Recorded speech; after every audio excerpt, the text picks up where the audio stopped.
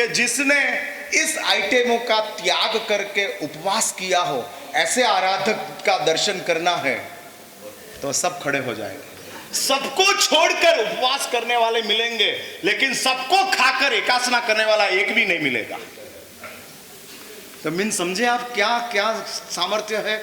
सबको छोड़कर स्वस्थ रहना वो चैतन्य का प्रभाव है, और सबको खाकर अस्वस्थ बनना वो भोजन की कृपा है।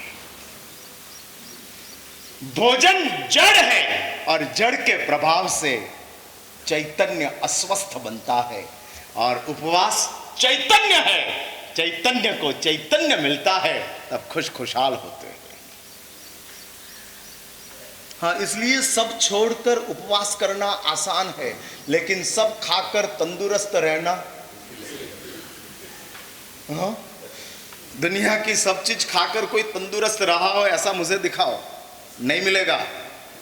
हाँ, दुनिया की सब चीज छोड़कर तंदुरुस्त बहुत मिलेंगे। इसलिए तंदुरुस्त रहने के लिए खाना पड़ता है कि छोड़ना पड़ता है? हाँ, अभी आपने कान पकड़ लिया, बराबर। महाराज साहब का लॉजिक प्रॉपर है, हाँ प्रॉपर लॉजिक है। इसलिए एक बात समझ के रखो, तंदुरुस्त बनने के लिए क्या करना पड़ता है? 108 बार बोलेंगे आप। तंदुरुस्त रहने के लिए छोड़ना पड़ता है, तंदुरुस्त रहने के लिए छोड़ना पड़ता है। खाने से तंदुरुस्त नहीं रह सकते हैं, छोड़ने से तंदुरुस्त रह सकते हैं। 108 टाइम्स, 108 टाइम्स हर रोज बोलने का। सुना मेरी बात? बराबर ने? इसलिए शास्त्र में बताया है कि परमात्मा की एक कृपा है और प्रभु की ये शोध है कि भाई खाना छोड़ दो, स्वस्थ बन जाओगे। हाँ, बहुत लोग आते हैं, उम्र वाले लोग होते हैं, और वो फिर उनके स्वजन लोग मुझे कहते हैं कि महाराज साहब दवाई भी इनको सूट नहीं होती है और वो बेचैन बेचैन रहते हैं। फिर मैं उसको सलाह देता हूँ कि एक काम करो, दवाई सब छोड़ा दो। ऐसे भी 85 है, अभी दवाई लेके 95 नहीं होने वाले हैं, तो दवाई के बिना 85 में आराम से जाते हो तो जाने दो, फिजूल मत पकड़ के रखो। एक बात समझ के रखो, दवाई क्या करती है पता है आपको? बीमार को नहीं पकड़ती है, बीमारी को पकड़ के रखती है। दवाई का काम बीमारी को संभालने का है, बीमार को संभालने का नहीं है।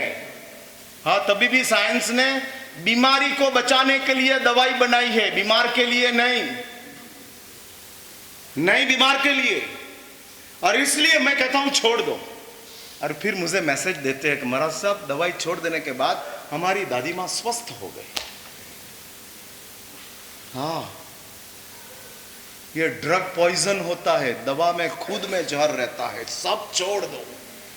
और ये परमात्मा महावीर का संशोधन है। और 6 महीने का उपवास चंपा श्राविका ने किया।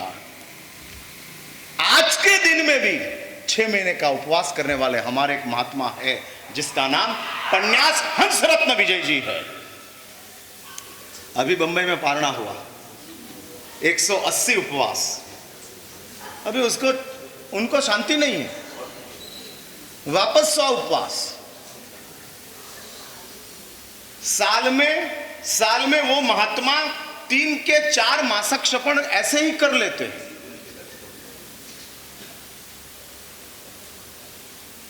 हाँ, ऐसे ही। लास्ट 16 उपवास का पचखाण हमारे आचार्य महाराज रत्नसुंदर सुरेश्वर जी महाराज के पास लेने के लिए गए, तो चातुर्मास की जगह से उनकी माटुंगा 12 किलोमीटर था, चल कर गए। और उधर लास्ट 16 उपवास का पचखाण लिया और पचखाण लेकर उपवास संपन्न किया। आज भी आत्म चैतन्य का यह सामर्थ्य है। एक बात समझ के रखो, अतिरेक में जाना नहीं है। हाँ, ताकत न हो तो उपवास करना ही नहीं है।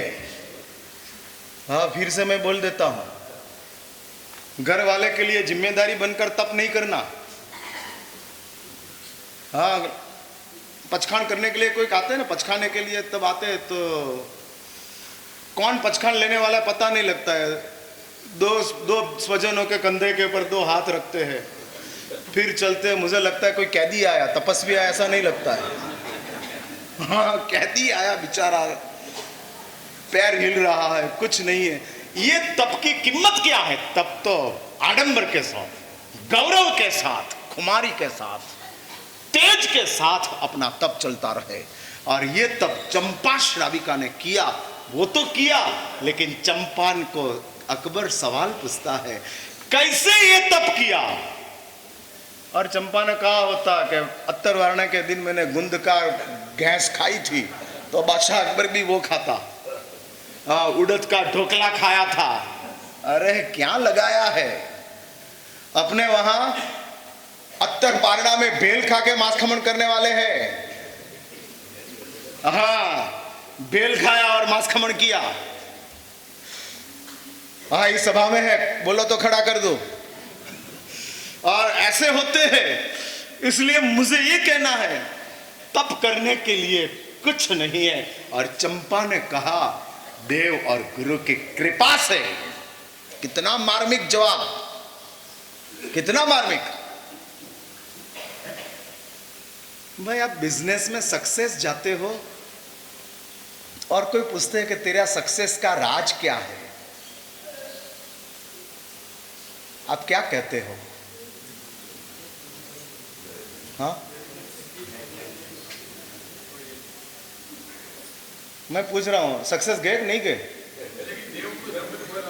हाँ, नहीं बोलते। हाँ, नहीं बोलते, क्योंकि देवगुरु का नाम लेंगे तो वापस देवगुरु आ जाएंगे, शेयर होल्डर बन जाएंगे। और इसलिए देवगुरु का नाम नहीं लेंगे। सक्सेस हो गए हम, बिजनेस में सक्सेस हो गए। अभी नई बात सीखो, कभी बिजनेस में सक्सेस हो गए तो बोलना कि गुरुदेव की कृपा है, गुरुदेव का आशीष है, प्रभु की अनुग्रह है कि मेरा काम सफल हो गया। हाँ, कृपा है।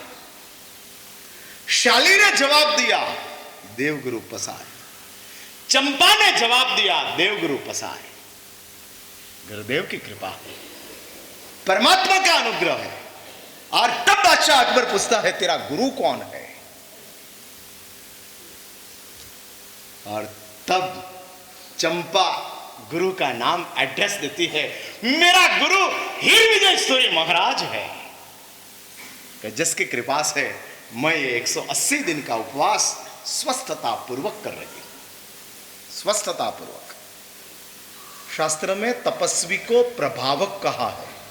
8 प्रभावकों में तपस्वी प्रभावक है। कैसा तपस्वी? जो स्वस्थ है, एकदम स्वस्थ है और स्वस्थता के साथ तप करते हैं, वो तप स्वस्थता का है और वो प्रभावक है। हाँ, वो प्रभावक है। और ये हीरसुरेश्वरी महाराज का नाम दिया और अकबर बादशाह को उसको मिलने का मन हुआ और उसमें से एक जबरदस्त इतिहास का सर्जन हुआ। हाँ, जबरदस्त इतिहास। बेचने के लिए संघ तैयार नहीं था हीरसुरेश्वर जी महाराज को। दैवी संकेत हीरसुरेश्वर जी महाराज को मिलते हैं और हीरसुरेश्वर जी महाराज गंदार थे। बादशाह अकबर का मैसेज आया, आपको दिल्ली पधारना है। फतेहपुर सिकरी उस समय बादशाह अकबर की राजधानी थी और उधर पधारना है। मेरे सेवक आपको सब व्यवस्था दे देंगे। और तब जैन संघ एकत्रित होते, खंभात का जैन संघ, गंदार का जैन संघ, अहमदाबाद का जैन संघ, क्योंकि साधु संघ की एसेट है। हाँ, हम लोग आपकी अमानत है। सुना ने? क्या सुना? हाँ, ये मेरी बात बोल दिया वापस। हाँ, संभालना। कितनी फर्ज बजाई आपने? हाँ, कितनी बजाई वो तो बोलो। आपने कितनी फर्ज बजाई? यशु विजय महाराज को पढ़ने के लिए जाने का था, और पढ़ने के लिए जाने के लिए यशु विजय महाराज को खर्च होने वाला था करीब करीब 3 से 5 हजार सोना मोहर। और यशु विजय महाराज सोचते थे कि 5 हजार सोना मोहर कौन देंगे, गुरु सोचते थे। और कोई श्रावक आकर कहता है, गुरुदेव फिक्र मत करो, जैन साधु को पढ़ाना मीन्स संघ को समृद्ध करने की बात है। एक साधु 1000 दिया को ज्वलंत करेगा, जीवंत करेगा। बेटा परिवार को संभालता है, बेटी 2 परिवार को संभालती है, लेकिन संघ का साधु हजारों परिवार को संभालता है। और ये साधु संघ की एसेट है। आचार्य भगवंत को बादशाह अकबर के पास कैसे भेजना, वो तो क्रूर घाट की बादशाह है।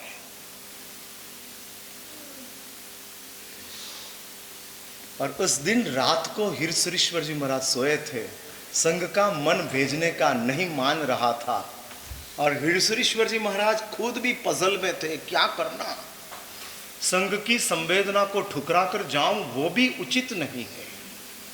आचार्य हूं, संघ की भावना मेरे लिए महामंगल है, कैसे उसको ठुकराऊं। हाँ, बहुत बड़ी चीज है संघ की भावना, स्वजनों की भावना, इसको कभी ठुकराना मत। और वो ठुकरा कर यदि आपने कुछ स्वीकार लिया तो वो चीज कभी न कभी आप